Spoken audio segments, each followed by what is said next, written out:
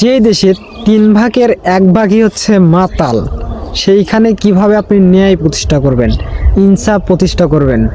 আমাদের দেশে তো ভাই মাতালের কোনো প্রয়োজন নেই, মাতালদের তো আমাদের দরকার নাই। আমাদের দরকার হচ্ছে ভালো মানুষের, ভালো সমাজের। এখন দেখি অর্ধেক 1/3 হচ্ছে গাঁজাখোর। বিষয়টা দেখে খুবই খারাপ লাগলো যে আমাদের দেশে এত পরিমাণ মাদকে আসক্ত মানুষজন। শুধু এই না, অনেক মাদকই খায়, ফেনসিডিল, ইয়াবা, মদ, বিভিন্ন ধরনের খাবার খায়, কিন্তু বেশি হচ্ছে আপনার গাঁজায় আসক্ত। 1/3 182 লাখ সম্ভবত মানুষের জনসংখ্যা, যা দেখলাম চ্যাটজিপি থেকে, সেখানে 61 লাখই হচ্ছে আপনার গাঁজাখোর। সে নিজের ক্ষতি করতেছে, এই মাদককে সমাজের মাধ্যমে ছড়িয়ে দিচ্ছে, সমাজের মানুষের কাছে ছড়িয়ে দিচ্ছে গাঁজাগুলো। সে নিজেরও ক্ষতি করছে, সমাজেরও ক্ষতি করছে।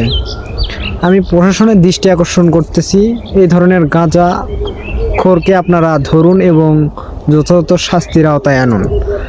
আমাদের সমাজ আসলে ধ্বংস হয়ে যাচ্ছে, বলতে খুবই খারাপ লাগতেছে নিজেকে। সমাজ এভাবে যদি ধ্বংস হওয়ার থেকে সমাজের মানুষগুলো একটু সচেতন হলে আমরা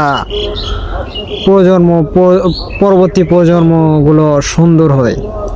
তোমাদের দেশের সবাই দেখি এখন মাদকে আসক্ত। বিষয়টা আসলে খারাপ, দুঃখজনক আমাদের জন্য। কি আর বলবো ভাই, নিরাপদ থাকুন, নিজের সন্তানকে নিরাপদ রাখুন, নিজের ভাই বোনকে নিরাপদ রাখুন এইসব মাদক থেকে। নিজেও সচেতন হন, সচেতন না হলে আসলেই কোনো কিছু সম্ভব না। সচেতন হন, আমার একটাই উপদেশ যে আপনারা সবাই সচেতন হন।